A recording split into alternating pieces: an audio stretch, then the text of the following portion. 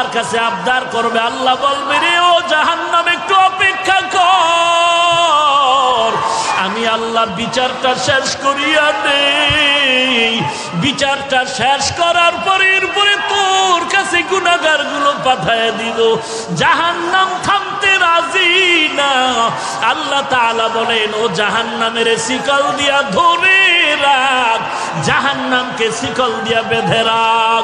৭০,০০০ রহমতের ফেরেশতারা জাহান্নামটাকে বেঁধে ধরে রাখতে পারে না।